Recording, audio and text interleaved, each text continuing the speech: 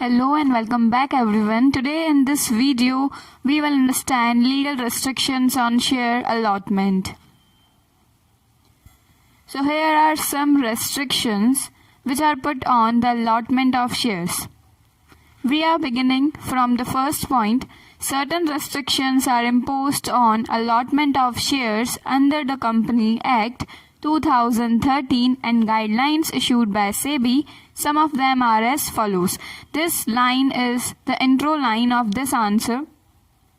इसमें ऐसा लिखा है कि शेयर अलॉटमेंट पर कुछ लीगल रेस्ट्रिक्शंस हैं किसके हिसाब से, as per guidelines of SEBI और companies act 2013.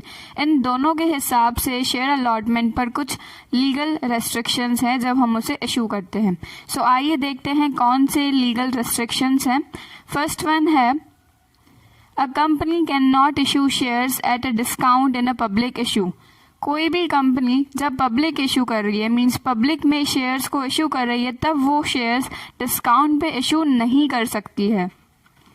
Company shares discount पे इशू करती है पर इन पब्लिक नहीं, पब्लिक के अंदर नहीं. जब वो किसी क्रेडिटर्स को अपना पेमेंट उनका देना बाकी होता है, तब क्रेडिटर्स को जब वो शेयर्स इशू करती है तब वो डिस्काउंट पे कर सकती है.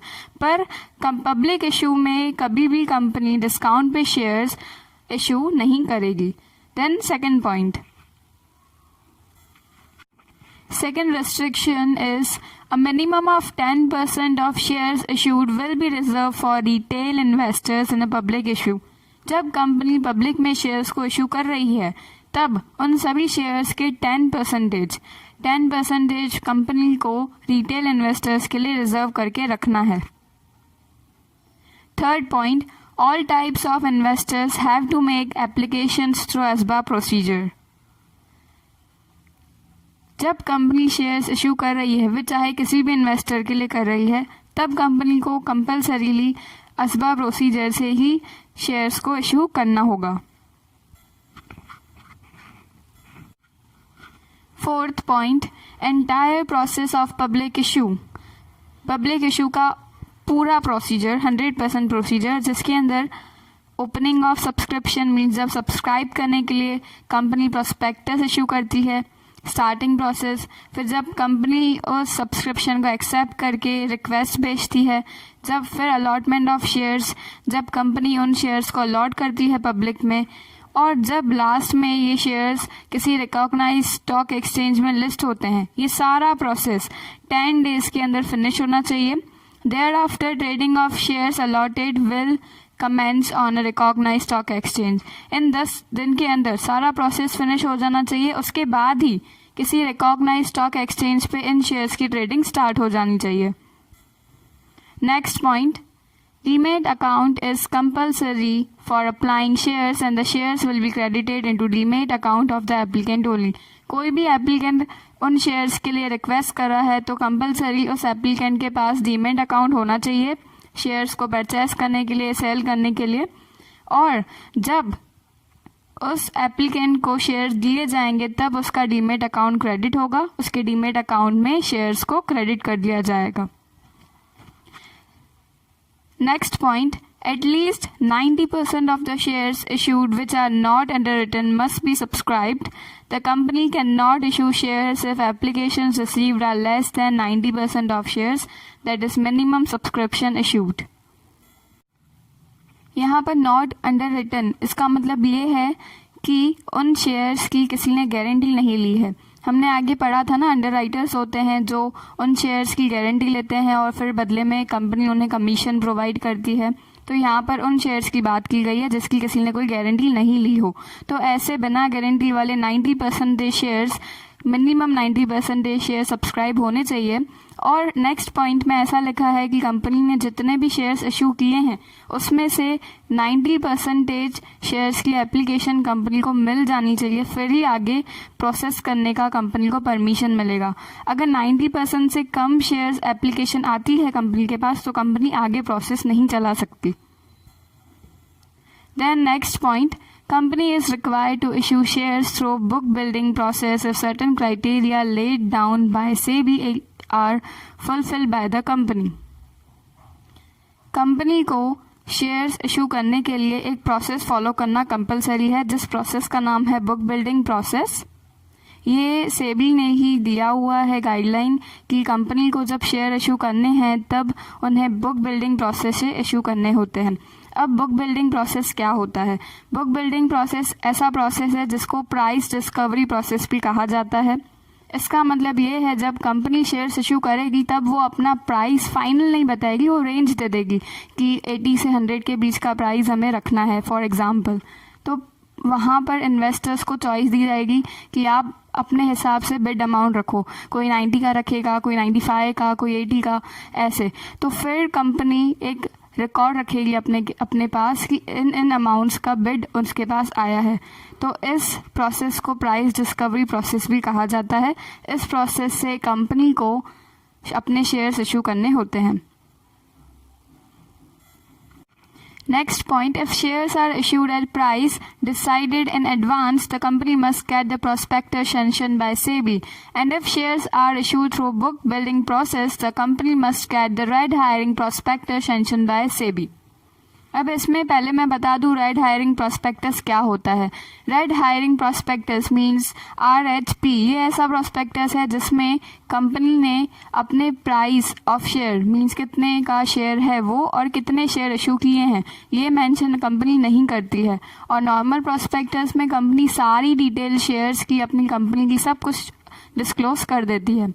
सो रेड हायरिंग प्रोस्पेक्टस मींस ऐसा प्रोस्पेक्टस जिसमें शेयर इशू हो रहे हैं वो बताते हैं, पर कितने का शेयर है और कितने शेयर इशू किए हैं वो इसमें डिस्क्लोज नहीं किया जाता। तो इस पॉइंट में ये लिखा है कि अगर कंपनी ने अपना प्राइस पहले से ही डिसाइड करके रखा है और उस प्राइस पे कंपनी शेयर इशू कर रही है तो वो कंपनी को अपने प्रोस्पेक्टस में मेंशन करना है और उस प्रोस्पेक्टस को सेबी से सैंक्शन करवाना है, मींस सेबी का अप्रूवल लेना है उस प्रोस्पेक्टस के लिए।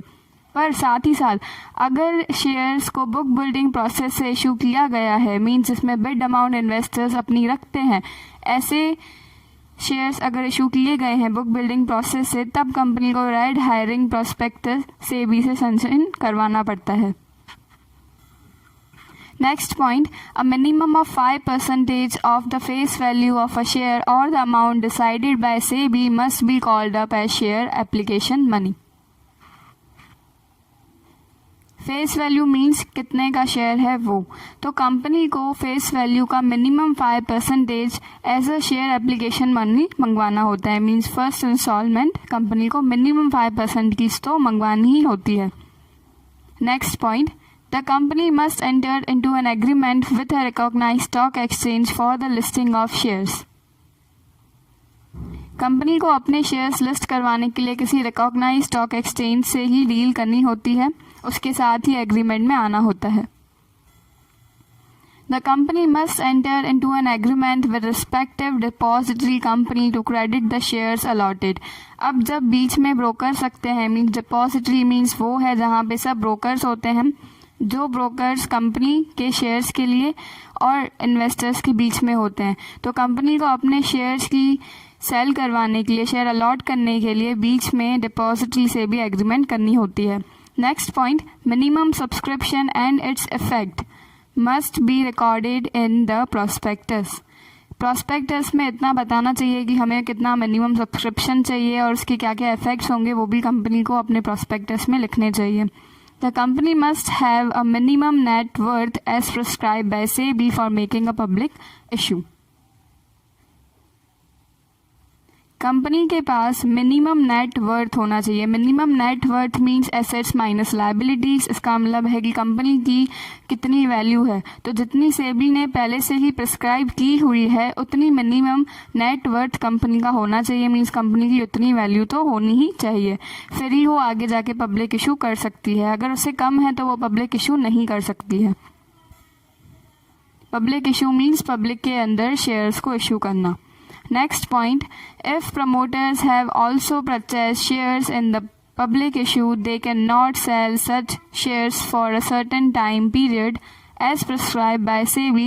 This period is known as lock-in period. अब यहाँ पर lock-in period की बात हो रही है। lock-in period means ऐसा भी पीरियड जब शेयर्स तो ले लिए हैं पर lock-in period अगर चल रहा है तो उन शेयर्स को आप सेल नहीं कर सकते।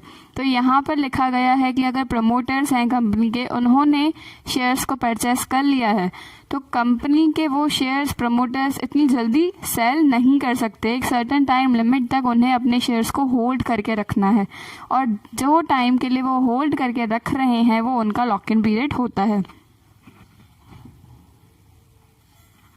So here all the legal restrictions on share allotment are finished. We have completed all the legal restrictions which are mentioned in your textbook.